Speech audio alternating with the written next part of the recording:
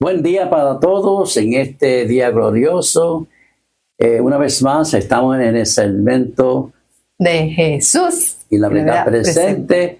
Una vez más queremos darle la bienvenida a cada persona que nos están viendo semana tras semana en este día. Esperando que a través de estos mensajes que estamos presentando, que cada cual pues puedan disfrutar de la misma y que puedan aprender mucho de los mensajes que se están presentando. Y que no olviden de compartir, darle like y suscribirse para que esta página siga creciendo y también puedan conocer el acontecer de estos últimos días. Eso es así.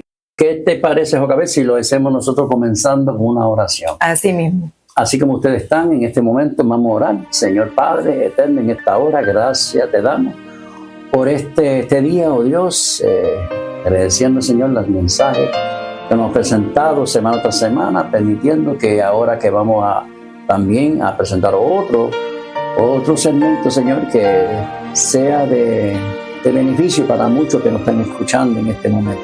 Gracias, Señor, por todo, en nombre de Jesús. Amén. La noticia para discutir hoy se titula Cristianos heridos tras ataque extremista. Un violento ataque contra una comunidad cristiana ha elevado la preocupación y esta vez es en Indonesia, dado a la situación de libertad religiosa. En una escuela bíblica en la ciudad de Padang, un grupo extremista armado irrumpió dejando 2 niños heridos y causando importantes daños materiales. El incidente ocurrió mientras unas 30 niñas y niños junto a sus padres participaban del estudio bíblico. Testigos narran que los agresores entraron gritando para que los cristianos abandonaran el lugar y antes de que todos pudieron escapar, comenzaron a destruir ventanas, sillas, equipos y dieron a 2 menores de 8 y 11 años. El pastor local, que lo apellidan Dachi, explicó que aquella casa funcionaba como punto de oración y escuela bíblica para suplir la ausencia de maestros cristianos en centros educativos públicos. La tensión fue máxima. Según Linda, esposa del pastor, él estuvo a punto de ser apuñalado, pero gracias a la intervención de un tercero, logró salir ileso. Las autoridades actuaron con rapidez y arrestaron a 9 sospechosos. La policía declaró que aún busca identificar y detener a otros involucrados. Organizaciones cristianas en Indonesia como Open Doors, Puertas Abiertas, movilizan apoyo psicológico y material para estas familias y niños afectados. Indonesia, aunque oficialmente proadista, enfrenta una creciente presión sobre las comunidades cristianas, especialmente sobre conversos de Islam, que sufren desde aislamiento social y abuso verbal hasta episodios de violencia física.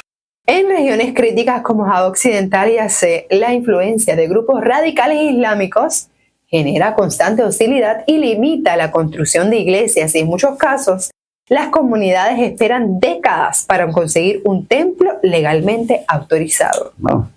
A pesar de la intensidad de la persecución, el informe de la lista mundial de la persecución el año 2025 indica que por tercer año consecutivo no se ha registrado ningún asesinato de cristianos por motivo de fe en Indonesia.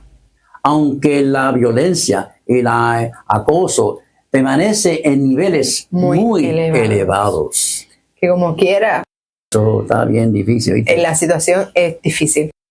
Quienes nos están sintonizando en vivo, ahora estamos hablando de una noticia de Indonesia a causa o más bien referente a lo que es la libertad religiosa y cómo los cristianos se están viendo afectados por estas violencias, sí, que se están llevando a cabo. Y hay una primera pregunta para analizar. Dice, ¿cuál debe ser el pensar del cristiano? Dice 2 Corintios 4:8-9 que estamos atribulados en todo, mas no angustiados, en apuros, mas no desesperados, perseguidos, mas no desamparados, derribados, pero no destruidos. En otras palabras, el cristiano tiene que vivir en esperanza, Exacto. sabiendo que hay un mundo mejor para nosotros y entendiendo que estamos en un mundo de pecado, estamos en un examen, el examen de la eternidad. Eso es correcto. Otra pregunta. ¿Qué actitud asumí ante la vida? Sí, porque ahora mismo todas estas personas que pasan por estas situaciones se les hace muchas preguntas. ¿Y qué actitud tomar? ¿Y qué vamos a hacer ahora? Exacto. En 2 Timoteo 1:7 dice, porque no nos ha dado Dios espíritu de cobardía, sino de poder, de amor y de dominio propio. Aunque pase muchas situaciones, ya sabemos cómo es Jesús. Dice que es manso y humilde. Aunque veamos muchas injusticias, la justicia le pertenece al Señor y llegará el momento. Porque si uno lee el relato de las cosas que uno lee en Salmos, ¿cuántas veces dice, Señor, cómo prospera el impío? Exacto. ¿Qué situación tan... Pero nosotros nos mantenemos calmados sabiendo que va a llegar un momento en que tristemente pues, el pecado tiene que acabar. Sí. Y los que permanezcan fieles al Señor, preparándose para un mundo mejor, recibirán su recompensa. Próxima pregunta. ¿Conoce Dios al desvalido? En Nahum 1:7 dice, Jehová es bueno. Eso no lo duden jamás. Fortalece en el día de la angustia y conoce a los que en él confían. Así que en toda esta situación vemos, tú leíste que por poco apuñalan al pastor y no le pasó nada. Toda situación tiene un propósito. Nuestro deber es confiar en el Señor porque Dios sabe cuáles son sus hijos. Exacto, es así. Dios te dice. Ajá. ¿Qué Dios dice? Dios dice en Mateo 11:28, venid a mí todos los que están trabajados y cargados, y yo os haré descansar. También esa invitación a los que están atribulados, a los que están tristes, a los que están preocupados. Todo el sentir para Dios es importante que nosotros vayamos ante su presencia, que Él es nuestro refrigerio. Eso es así. En conclusión, el mundo perece por falta de ¿qué cosa? De conocimiento. Si toda esta gente conociera lo que Dios ha hecho en su vida y cómo deben actuar con el prójimo, no estarían haciendo estas cosas a los cristianos. Y es porque no conocen. La esperanza del mundo es Cristo. Eso no es así. Busquemos su presencia y que sus gracias transformadoras guíen nuestros pasos. ¿Hacia quién? Él. A Él. Y que no nos olvidemos orar por el mundo y por un despertar cristiano. Queremos que Dios venga pronto a buscarnos. Eso es así. Así que, Maranata, Cristo viene.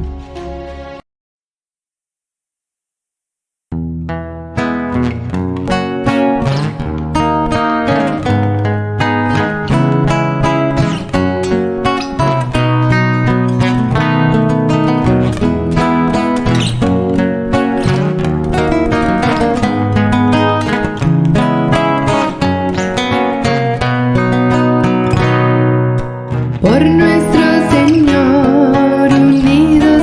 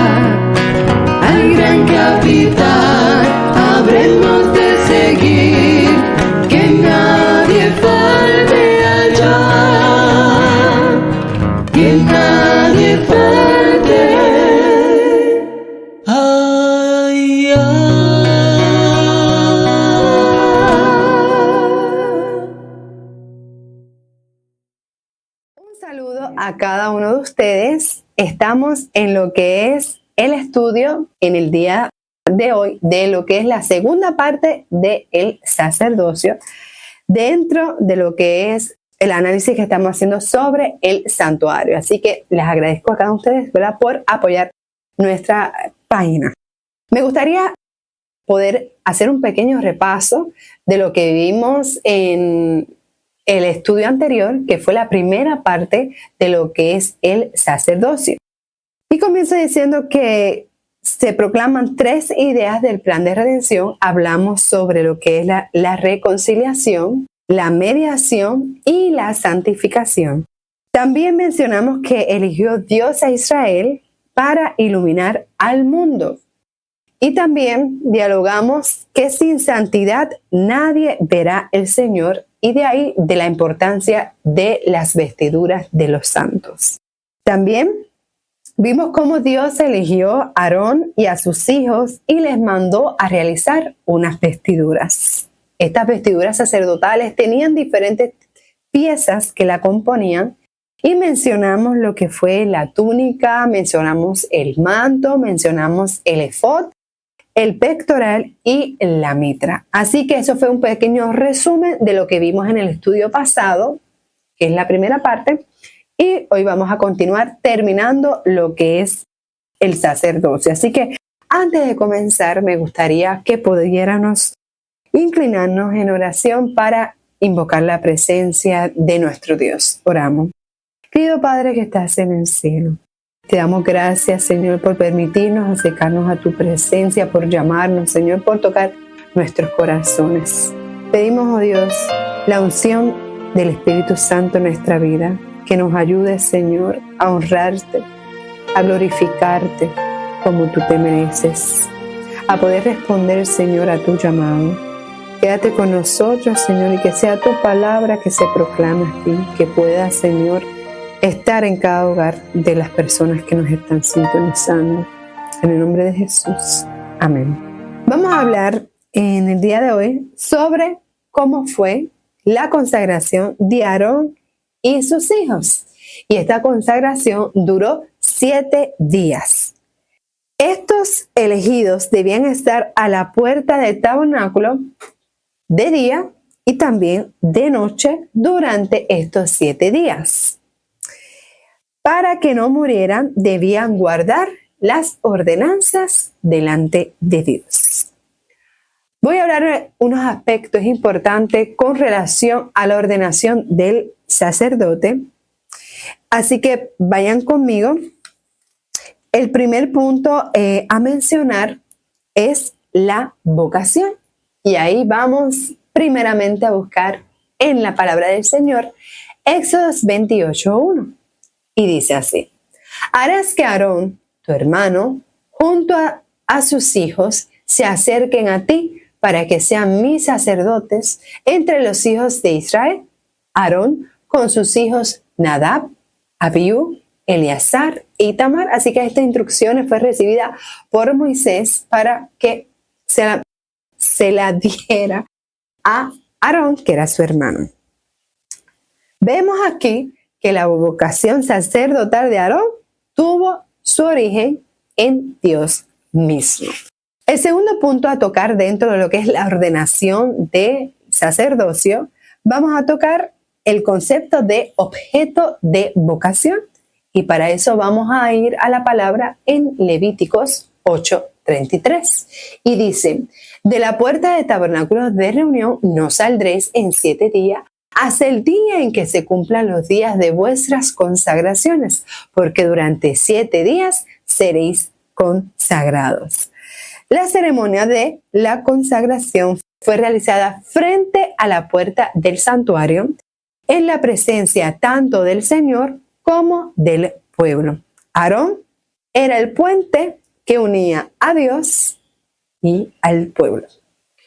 Otro punto para mencionar es el lavamiento. Vamos a ver qué nos dice Éxodos 29:4. Llevarás a Aarón y a sus hijos a la puerta del tabernáculo de reunión, donde los lavarás con agua. Aquí se hace la mención. En esta ocasión, Aarón fue bañado por otra persona, representando así el lavamiento espiritual que se obra en el pecador cuando el pecador acepta al Señor. Y eso lo menciona en el libro de Tito, capítulo 3, versículo 5.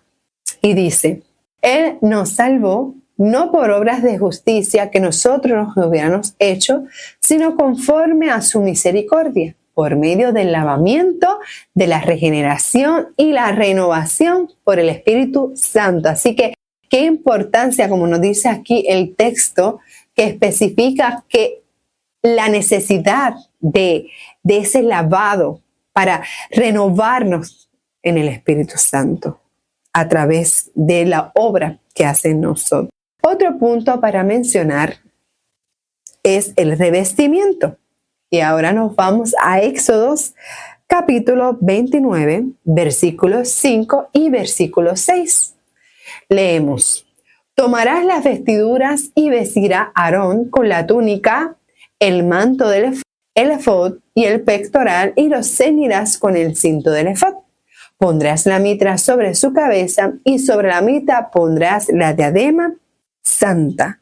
Vemos entonces claramente cómo Aarón fue despojado de sus antiguas vestiduras y Moisés fue quien vistió a Aarón con las ropas sacerdotales y que simbolizaban la justicia de Cristo. Y para eso vamos entonces a leer a Isaías, esta vez capítulo 61, versículo 10, y dice: En gran manera me gozaré en Jehová, mi alma se alegrará en mi Dios, porque me vistió con vestiduras de salvación, me rodeó de manto de justicia, como a novio me atavió y como a novia adornada con sus joyas. Vemos entonces la importancia de las vestiduras que están tan relacionadas al carácter de los hijos de Dios, apuntando a lo que es la santidad. También podemos mencionar lo que es el ungimiento. Y vamos a leer Éxodo 29:7, que dice: Luego tomarás el aceite de la unción, lo derramarás sobre su cabeza y lo ungirás. El ungimiento con el aceite de la unción era un anticipo de lo que, o más bien del otorgamiento del Espíritu Santo, con el cual nuestro Señor sería ungido. Así que leemos entonces Lucas 4:18. Dice: El Espíritu del Señor está sobre mí, por cuanto me ha ungido para dar buenas nuevas a los pobres, y me ha enviado a sanar a los quebrantados de corazón, a pregonar libertad a los cautivos y vista a los ciegos, y a poner en libertad a los oprimidos. Ven, cuando el Señor, el Espíritu Santo, se manifiesta en nuestra vida, nosotros somos nuevas criaturas.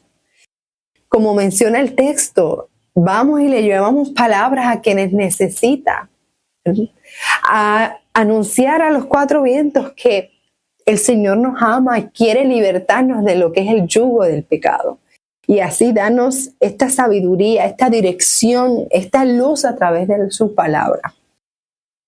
Quiero también mencionar que el aceite fue rociado sobre los muebles del santuario, pero sobre Aarón fue derramado, lo que indica la plenitud del don. El último punto dentro de lo que es la ordenación del sacerdocio, quiero mencionar la consagración. Y para eso leemos el texto bíblico que se encuentra en Levíticos 8, capítulo 8, versículo 28.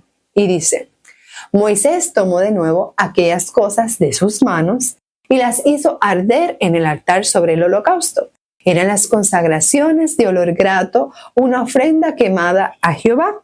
Esta ceremonia estaba llena de significado y también conllevaba a que se realizaran otras acciones, como lo que fue untar con sangre la oreja, mano y pies, y también agitar la ofrenda de pan y aceite y rociar sangre y aceite sobre Aarón y sus hijos. Así que esa responsabilidad no tan solo ellos la llevaban, sino que también era un privilegio ser parte del sacerdocio elegidos por Dios para ministrar las buenas nuevas de salvación y también lo que era el rito y encargados de representar a Cristo.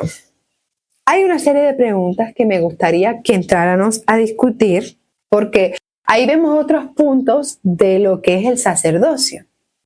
La primera pregunta sería, ¿cuál es la adoración que desea Dios de su pueblo? Ahí podríamos mencionar muchas cosas. Podríamos decir que es importante la obra misionera, que es importante nosotros dar testimonio activo o más bien tomar parte activa en lo que es el ministerio, que es importante las horas de estar a solas con Dios, del estudio de su palabra, de nosotros vivir una vida en santidad, piadosa, honrando al Señor como se merece. Podemos mencionar todas esas cosas que son importantes y más para nuestro crecimiento y cercanía con Dios. Pero me gustaría que leyéramos Romanos 12:1 y dice así: por lo tanto, hermanos, tomando en cuenta la misericordia de Dios, les ruego que cada uno de ustedes en adoración espiritual ofrezcan su cuerpo como sacrificio vivo, santo y agradable a Dios. Qué interesante nosotros notar que este versículo encierra una verdad solemne. Me gustaría volver a leer cuando dice presentar. Les ruego que cada uno de ustedes en adoración espiritual ofrezcan su cuerpo como ¿qué? Como sacrificio vivo, santo, agradable a Dios. Solamente en nosotros poder estudiar la parte que dice que sacrificio vivo entra en una verdad tan solemne, porque presentar nuestro cuerpo en sacrificio vivo es en el aquí y en el ahora, en lo que yo decido hacer, en las decisiones que tomo, en el tiempo que invierto en hacer esto o aquello, en la palabra que llevo a quienes me rodean, en lo que decido comer, en lo que decido leer, en lo que decido ver, todo con respecto a mi vida, al día a día, entra en lo que es sacrificio vivo, santo. Yo saber que me aparto para el servicio a Dios y para honrarlo en lo que Él se merece, para amarlo sobre todas las cosas y también a los demás como a nosotros mismos. Dios quiere la dedicación completa de nuestra vida a su servicio. Vamos a contestar otra pregunta. La pregunta es, ¿a quién representaba el sumo sacerdote? Y para esto vamos al libro de Hebreos capítulo 8 versículos 1 y 2. Leo. Ahora bien, el punto principal de lo que venimos diciendo es que tenemos tal sumo sacerdote, el cual se sentó a la diestra del trono de la majestad en los cielos, ministro del santuario, y de aquel verdadero tabernáculo que levantó el Señor y no el hombre. Así que cuando leemos esto, hay una mención que ya lo habíamos dicho anteriormente, que es el hecho de que el santuario terrenal se hizo en base al modelo del santuario celestial. Y quien está ministrando allí es Jesús. Y que el sacerdocio que se llevó terrenalmente, ese sacerdocio representaba a Cristo. Y para eso también vamos a leer otro texto, que es Hebreos 4:14, que dice así: por tanto, teniendo un gran sumo sacerdote que traspasó los cielos, Jesús el Hijo de Dios, retengamos nuestra profesión. Ahora bien, ¿cuán presente tendrá Dios a su pueblo en todo este ministerio? Cuando nosotros analizamos que en el santuario todo apuntaba a la obra de redención por el ser humano y que nos recordaba que la paga del pecado es muerte y que el intercesor entre el Padre y el ser humano es Jesús, podemos entonces entender cuán presente estamos en la presencia de nuestro Dios. Y para eso vamos a leer la siguiente cita, que dice así: a semejanza de Aarón, que simbolizaba a Cristo, nuestro Salvador lleva los nombres de todos sus hijos sobre su corazón en el lugar santo. Así que estamos presentes.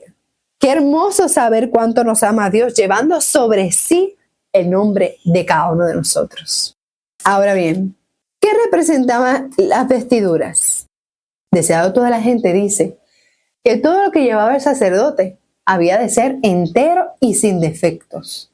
Estas hermosas vestiduras oficiales representaban al carácter del gran prototipo Jesucristo, conociendo que vino no tan solo a revelar al Padre, a morir por los pecadores, sino también a darnos el ejemplo de que con la ayuda del Espíritu Santo nosotros podemos vivir una vida en santidad.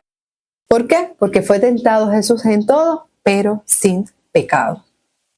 De ahí la importancia de las vestiduras de los santos, porque sabemos que menciona en su palabra que no tenían ni arrugas ni manchas, completándose entonces en nosotros. Cuando trabajamos unidos a Dios, se refleja el carácter de Cristo.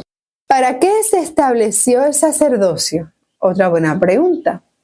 Tenemos otra cita y dice que Cristo era el fundamento y la vida del templo. Sus servicios eran simbólicos del sacrificio del Hijo de Dios. El sacerdocio había sido establecido para representar el carácter y la obra mediadora de Cristo. Así que, ¿cuán claro lo podemos ver?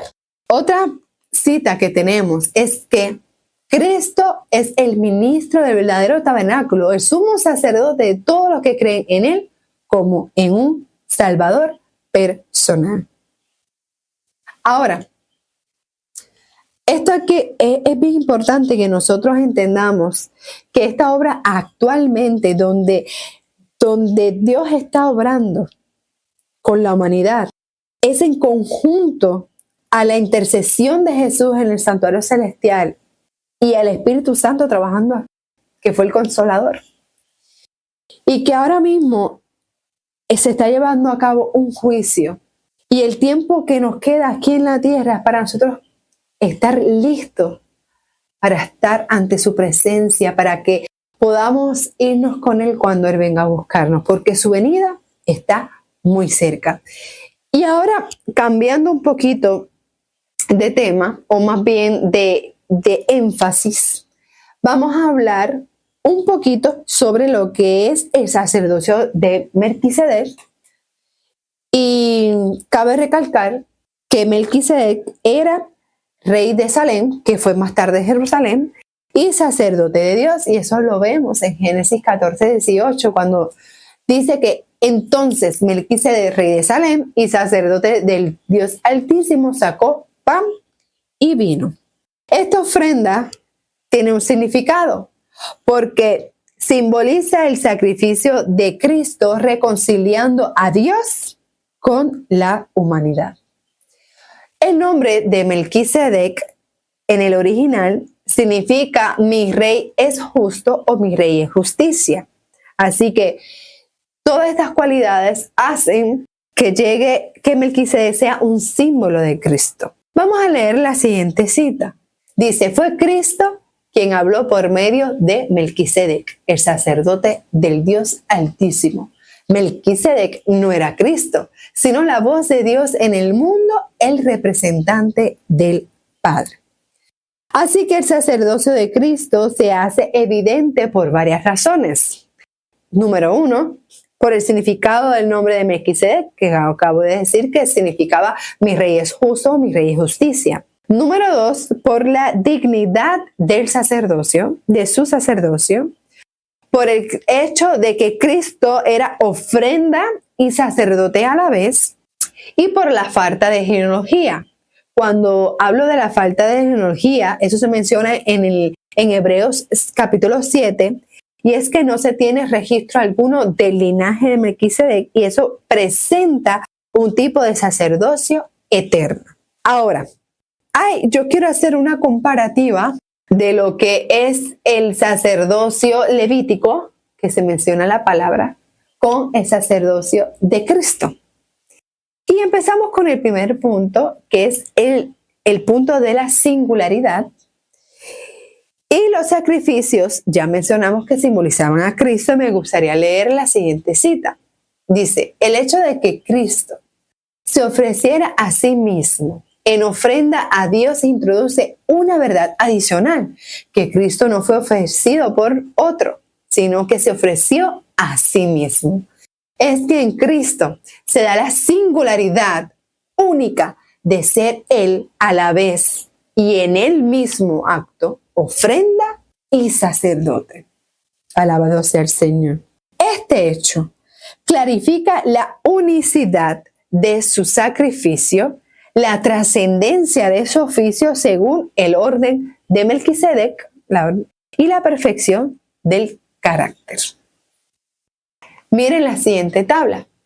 Ahí se ve el contraste. Este contraste es una comparativa de la mención que se hace en el capítulo 4 y 7 de Hebreo.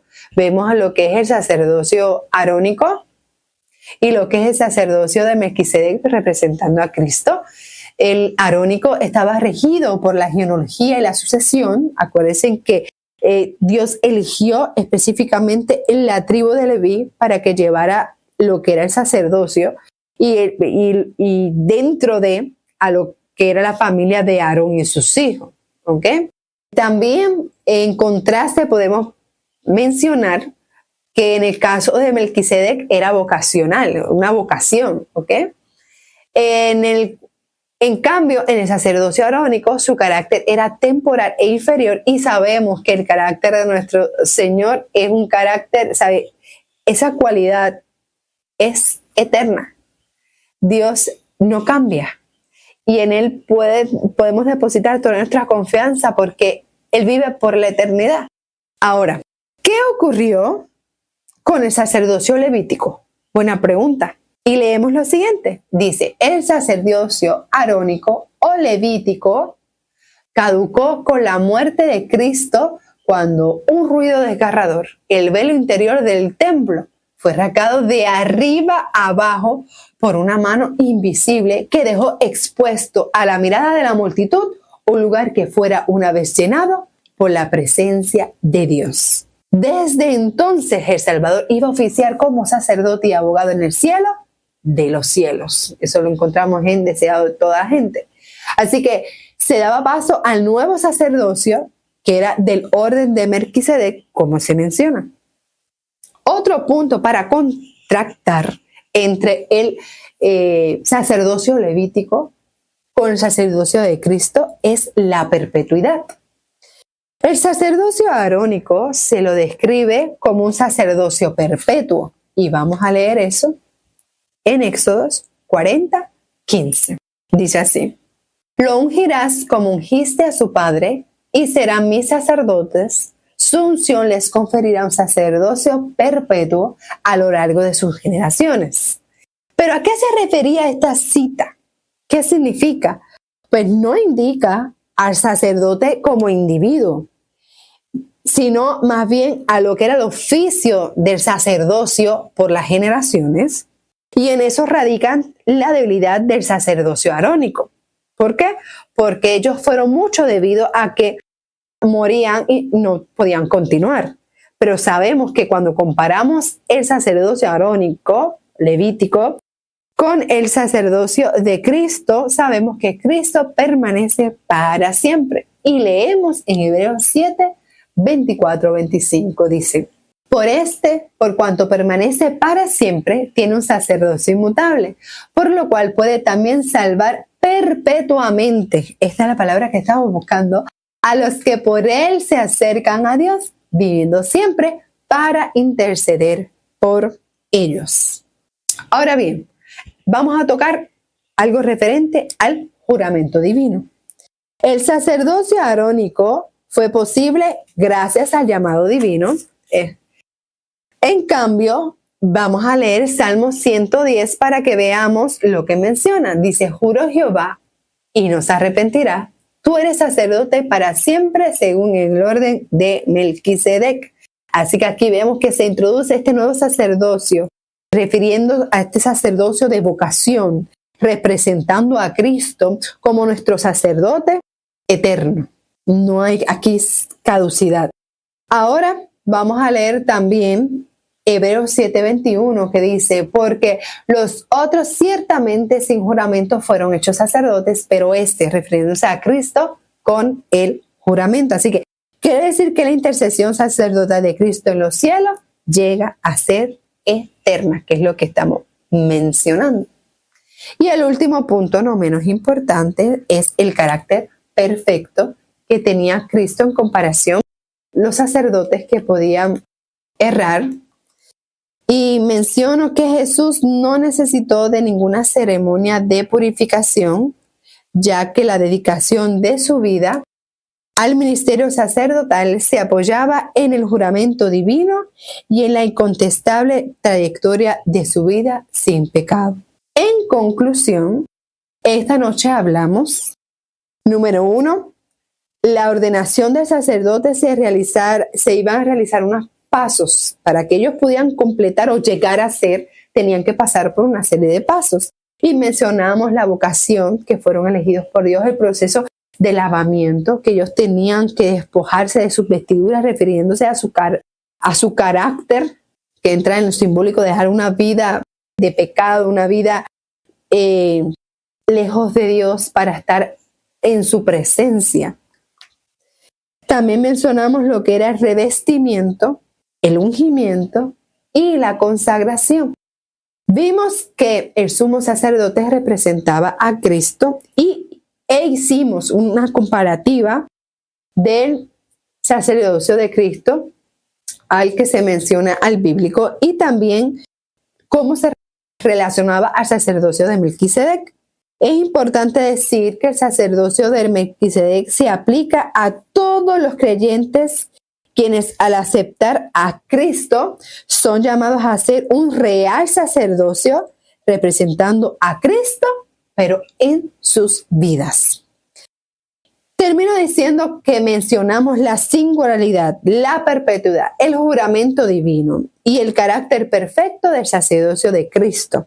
Con esto le hago una invitación para el próximo estudio. Esta vez vamos a hablar sobre lo que es el servicio diario y anual que se ofrecía en el santuario. Por decirlo así, una mención rapidita, el servicio diario se hacía mañana y tarde y pues el servicio anual, pues ellos lo celebraban y pues ahí se entraba en el lugar santísimo. Así que quédense con nosotros esta próxima programación para que podamos seguir aprendiendo sobre lo que es el santuario, el significado que tiene actualmente en nuestra vida, dónde está ministrando Jesús en el cielo, qué es lo que pronto va a ocurrir. Antes de concluir, me gustaría decir que hay tanto para agradecerle a nuestro Dios, porque tenemos tanto que aprender de Él. Y Él nos ha dado el privilegio de, como decía el texto bíblico, que no hice mención de él, pero en Primera de Pedro 2:9 habla sobre que somos real sacerdocio, nación santa, pueblo elegido por Dios. Y cuando nosotros depositamos nuestra confianza al Dios, y no tan solo nuestra confianza, sino nuestra fe, nos aferramos a su presencia, le abrimos las puertas a nuestro corazón, lo exaltamos, le adoramos como Él merece, Él nos transforma, Él nos envía al Espíritu Santo para nosotros entender que si no fuera con su ayuda, en vano sería nuestro esfuerzo, que nosotros necesitamos estar listos porque Él quiere venir a buscarnos, que el enemigo nos pone piedras de tropiezo en el camino para nosotros fallar, pero que Dios nos elige a ser sus sacerdotes. Hay una preparación que hacer. Dios está a las puertas esperando que nosotros le abramos nuestro corazón y aceptemos todas las cosas preciosas que Él tiene para nosotros. Y la decisión está en nuestras manos. El elegirlo a Él sobre todas las cosas y que con nuestra vida nosotros le demostremos no tan solo a mis vecinos, a mi familia, sino al mundo entero que Dios es amor y que no podemos volver con nuestras acciones a volverlo a crucificar, que nosotros entendamos que si le amamos hay que ser obedientes a su ley y que Él nos pide que nuestras vestiduras, de la misma manera que era una vestidura rigurosa, exacta, limpia, simbólica, representativa de los sacerdotes, tú y yo llevemos una que no tenga ni arrugas ni manchas, refiriéndose al carácter. Entre más seamos devotos a la presencia de Dios en nuestra vida, vamos a dar testimonio de que somos nuevas criaturas. Para concluir, vamos entonces a orar. Oramos. Querido Padre que estás en el cielo, nuevamente te agradecemos el tiempo, Señor, que tú nos das para estar ante tu presencia. Ayúdanos, Señor, a poder caminar contigo, a decidirnos por ti. Que el Espíritu, Señor, rompa esas cadenas, Señor, que nos tienen atados y que seamos celosos, Señor, como así tú lo eres, para nosotros poder cuidar nuestro templo, sabiendo, Señor, nuestro cuerpo, sabiendo que es templo del Espíritu Santo.